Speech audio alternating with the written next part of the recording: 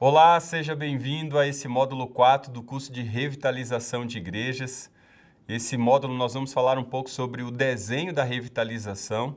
No nosso último módulo nós conversamos sobre Jesus e a revitalização do movimento. Foi um módulo fascinante, um módulo revelador, libertador também, né? Como ao longo da história do movimento cristão, a gente viveu essa cultura de multiplicação, depois como o movimento ele inclinou, reclinou e declinou quando ele perdeu o seu senso de missão. Vimos como a reforma protestante, né, foi um novo restart para o movimento cristão também, para essa multiplicação exponencial, né? Como o movimento adventista, ele também fez esse resgate mais integral desse ímpeto que gera essa multiplicação hiperbólica e como tudo isso influenciou o sistema de governo, né, a estrutura de liderança e também o corpo doutrinal. A gente falou um pouco sobre como o movimento adventista, enquanto foi mais fiel a essas demandas, cresceu de uma forma assim absurda e criou uma consciência de crescimento como uma igreja de missão holística, né, de missão integral. E quando eu falo isso, eu falo isso porque em algum momento também da história do movimento a gente foi assediado pela estagnação e o ciclo dos movimentos, né, esse ciclo que a gente já falou desde o módulo 2, como que ele indicou os elementos que podem fazer a igreja reclinar e também declinar. Então isso foi o que a gente trabalhou no módulo 3, foi um módulo assim muito revelador e na conversa de hoje a gente vai introduzir esse módulo 4. A gente vai entrar agora nas questões práticas, nas questões que têm a ver, uau, já criei consciência de tudo isso, como é que eu entro agora para iniciar esse processo na minha igreja local?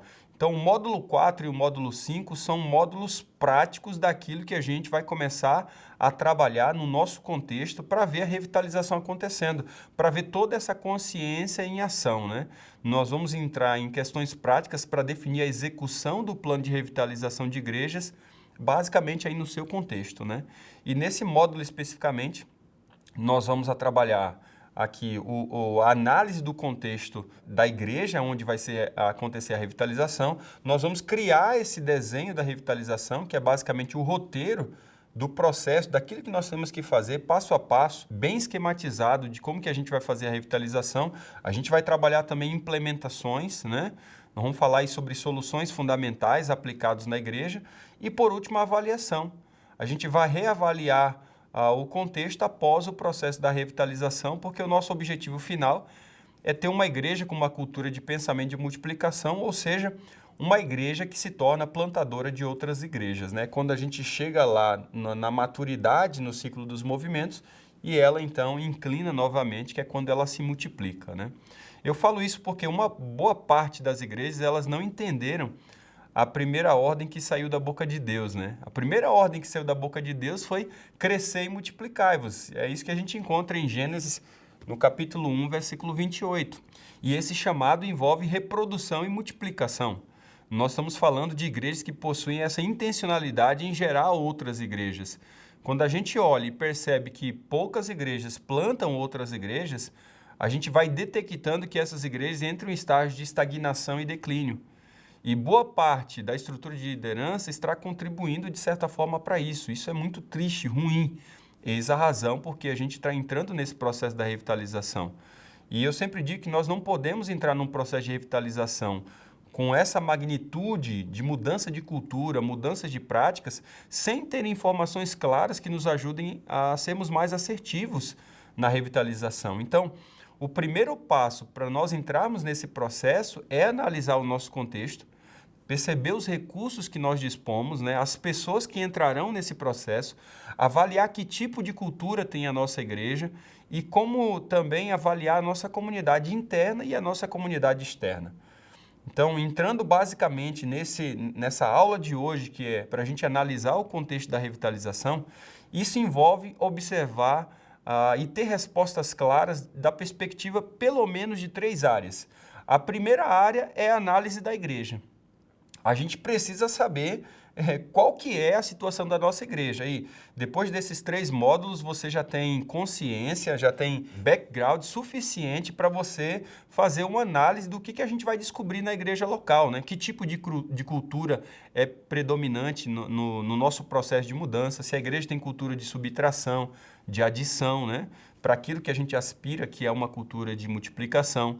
Em que nível que a igreja está? Será que a igreja mudou? Ela está no nível 1 de declínio? Ela está no nível 2, que é o nível de estagnação? Ela está no nível 3, que é no nível de adição? Para aquilo que a gente está aspirando, que é o nível 4, o nível de reprodução, e para chegar no futuro ao nível 5, que é um nível de multiplicação? Quais são as características e perfil que mais se destacam do nível onde a gente se encontra? A gente está no nível 2, então esses são os perfis. A gente está no nível 3, esses são os perfis. Eu já falei um pouco disso para vocês, principalmente no módulo 2, né?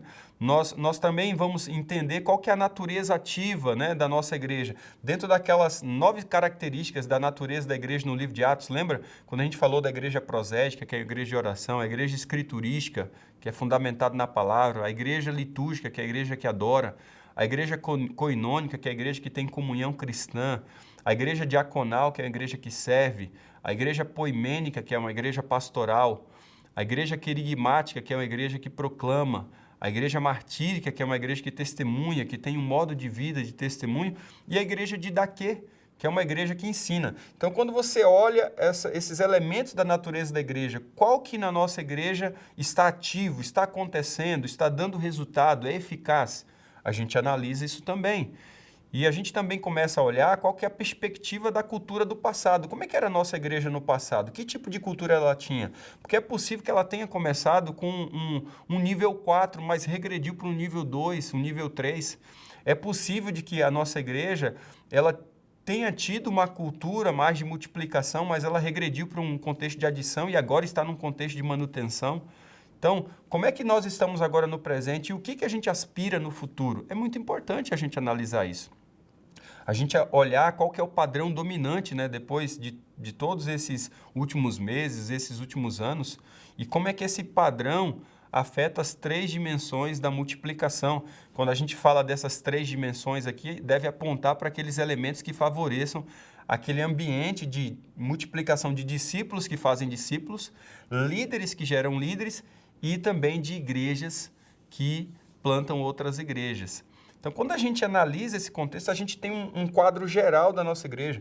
Por favor, não entre nas questões práticas da revitalização agora, sem você ter essa análise realmente mais criteriosa da sua igreja local, né? E levando em consideração todos esses pontos. Você percebe de que tudo que eu falei aqui não tem a ver com questões estéticas de culto, de programa? Mas tem a ver com fundamento, e quando a gente faz essa análise mais criteriosa, parece que a gente foge do padrão normal, que é um padrão de nível 3, no máximo um padrão de adição, onde a gente está analisando mais estratégia e programa, né? No caso aqui, a gente está analisando questões de nível 4 e 5. Nós estamos analisando questões de cultura, de macro multiplicação de líderes, macro multiplicação de igrejas e nessa micro multiplicação também de discípulos que fazem discípulos, né? Isso é fundamental para a gente não entrar no processo da revitalização sem estar munido de boas informações que vai fazer a gente entrar muito mais preparado, né? A segunda área que é muito importante a gente fazer análise é a análise da nossa comunidade, né? Porque nós queremos uma igreja para essa comunidade, nós queremos uma igreja que esteja, de fato, vivenciando as realidades no seu próprio contexto. Então, eu sempre pergunto, ao analisar a comunidade, a gente se perguntar quem são as pessoas mais influentes do bairro. Se você tivesse que destacar pelo menos as 5 pessoas mais influentes do bairro, você saberia me dizer se a igreja tem contato com essas pessoas, conhece essas pessoas, se relaciona com essas pessoas? Nós precisamos estar onde as pessoas mais influentes da comunidade, que têm acesso à comunidade, estão. Manter um relacionamento com essas pessoas, a fim de que possamos aumentar a influência também da igreja. Normalmente as igrejas não têm nenhum contato com as pessoas mais influentes do bairro, seja um presidente da associação de bairro, seja um empresário que ali está, seja uma figura pública, seja alguém que mexe com questões sociais. É muito importante a gente ter contato com essas pessoas. Se eu tivesse que perguntar também para vocês quais são os 3 lugares mais frequentados da comunidade, onde está inserida a igreja que a gente vai revitalizar. A igreja saberia dizer quais são esses 3 lugares mais frequentados e a igreja está presente lá constantemente para criar essa conexão.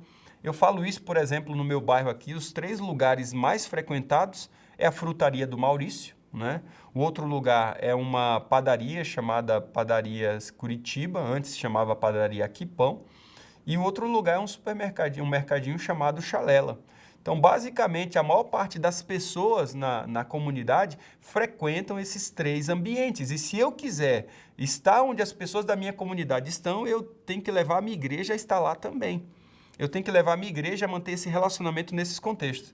Aqui, por exemplo, no nosso bairro, antes da pandemia, acontecia todas as quartas-feiras à noite uma feirinha, basicamente onde vinha vários food trucks, né, se reunir com lanches, e o bairro todo estava na quarta-feira nessa feirinha. E uma das questões mais importantes é trazer a igreja para a feirinha, né, na quarta-feira. Aí você pergunta, mas pastor, e o culto de quarta-feira? Então, dentro desse contexto, né, que é um contexto particular, é um contexto único, veja, por isso que a gente fala de projetos únicos para igrejas únicas, porque o bairro é único, né? E o fato é que aqui, nesse contexto, é muito melhor a gente transferir o culto para uma terça ou para uma quinta-feira, mas a nossa igreja está toda na quarta-feira, na feirinha, tomando conta de todas as mesas e forçando as pessoas a se juntarem e sentarem conosco e assim a gente poder abrir o diálogo, conhecer as pessoas da nossa comunidade. Por quê? Porque esse é o lugar onde as pessoas na quarta-feira estão na nossa comunidade. E é dessa maneira que a gente começa a criar laços de amizade, relacionamentos e também conhece melhor o nosso contexto. Uma terceira pergunta que eu sempre faço quando a gente faz análise da comunidade é onde as pessoas do nosso bairro praticam lazer. Porque esse é o momento que o nosso bairro relaxa, esse é o nosso momento onde a nossa comunidade está muito mais aberta. E esses lugares são lugares que a nossa igreja precisa estar para começar a gente criar laços, para a gente poder servir melhor, para a gente poder abençoar a nossa comunidade. Dentro de uma das questões que a gente faz para análise da comunidade, a gente utiliza também aquela ferramenta, né, que é o SWOT, né, onde a gente trabalha as ameaças, as oportunidades, onde a gente trabalha as forças e as fraquezas e como que a gente pode, dentro do contexto da nossa comunidade, crescer no entendimento do nosso contexto. Muita gente diz assim, Alex, olha, eu quero o relatório do Geofusion, né, eu preciso de um relatório aqui do IBGE e tal. Fala assim, ó, todas essas ferramentas são boas ferramentas, mas a melhor ferramenta que existe é caminhar pelo bairro. A melhor ferramenta que existe é se misturar com as pessoas, é ouvir as pessoas, é estar em loco, é passar as experiências que as pessoas da comunidade passam. Essa é a melhor maneira de você realmente conhecer o contexto. Eu conheço muita gente especialista que é especialista de análise via IBGE. Olha, nada contra isso aí, é muito bom, mas a melhor experiência é estar ali no contexto, passando as mesmas experiências, as mesmas realidades, né, que as pessoas do contexto também passam. A terceira área que a gente tem que estar munido para entrar nesse processo da revitalização é o que a gente conhece como a área da análise da liderança que vai participar do processo. Não somente da liderança que vai participar do processo, mas da liderança da igreja local. E é muito importante a gente fazer análise também da liderança que vai participar, porque a gente quer que essa liderança tenha a clareza da função que eles devem exercer na igreja local. Nós estamos falando de quando a gente avalia a liderança também pelo seu nível de discipulado, se eles respondem as perguntas de quem é o seu próximo discípulo, quem é o seu próximo líder. Nós vamos falar também sobre analisar a questão do pastoreio no meio dos líderes. Eles se envolvem com o trabalho de cuidar das pessoas na comunidade, seja ela comunidade cristã, seja ela não cristã. A gente vai trabalhar um pouco também sobre a análise da liderança, sobre o aspecto da administração da igreja local e também desse ímpeto de multiplicação. Então, quando a gente faz essa varredura também da liderança, a gente percebe aí esses 3 contextos, né? O contexto de análise da igreja, o contexto da análise da comunidade e o contexto da análise, então, da liderança da igreja local e da liderança que vai participar como representantes, então, do processo da revitalização. Eu tenho percebido que existem basicamente 3 chaves para a gente revitalizar, né? E os grandes revitalizadores, eles fazem 3 ações. Primeira coisa que eles fazem é porque eles focam em mensura. Eles não entram de graça vendidos num processo onde eles não têm claramente qual que é o terreno que eles estão pisando, né? Eles têm clareza onde eles querem chegar, eles mensuram o processo de mudança com base na realidade, com base em loco, no seu próprio contexto. Segundo, eles tomam a atitude da mudança, né? Eles desafiam as desculpas, né? Eles agem com iniciativa e praticam a mudança. Não adianta você saber o que precisa ser feito e você não tomar atitude para fazer isso acontecer. E, em terceiro lugar, eles utilizam a influência, né, na tomada de decisões da igreja. Eles comunicam a visão de maneira entusiástica, né, de maneira convidativa. Eles gastam mais tempo conectando com pessoas do que, na verdade, tentando resolver burocraticamente as questões daquilo que a igreja precisa acontecer.